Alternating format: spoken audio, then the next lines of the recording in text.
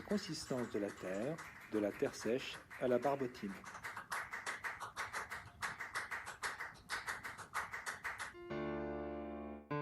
La barbotine est de l'argile délayée dans l'eau. On l'utilise pour le coulage, pour le façonnage, elle permet de coller deux pièces entre elles. Pour le décor, on l'appelle engobe. Elle peut être utilisée pour des performances comme celle de l'artiste Michael Barcello à la BNF de Paris en 2016, dans une œuvre qui s'appelle Sol y Sombra.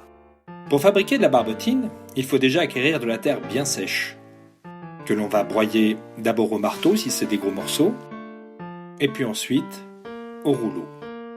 Pour le façonnage, si l'on veut coller deux terres, il faut que la barbotine soit de la même nature que les terres à coller. On ne peut pas utiliser de la porcelaine pour coller de la faïence. Une fois broyée, la terre doit être tamisée. Donc elle peut être tamisée avec un tamis de cuisine, c'est suffisant. Plus le tamis est fin, effectivement, plus la terre se délayera facilement dans l'eau. Le tamisage évite la formation des grumeaux par la suite.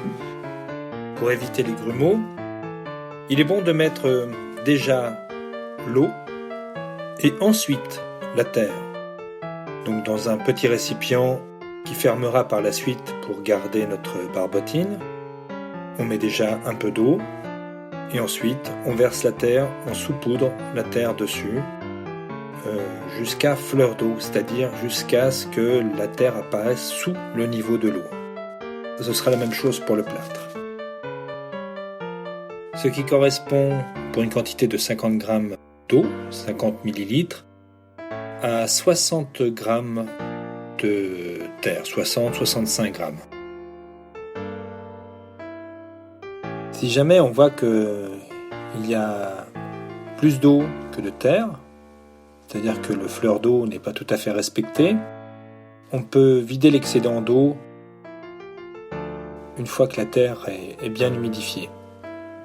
Une fois que les proportions du mélange terreau semblent correctes, on peut laisser reposer un petit peu et ensuite remuer pour avoir un mélange bien homogène à la manière d'une pâte à choux.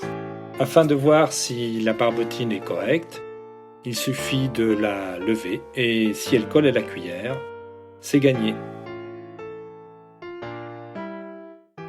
La barbotine est une matière inerte, elle se conserve très bien dans un pot étanche.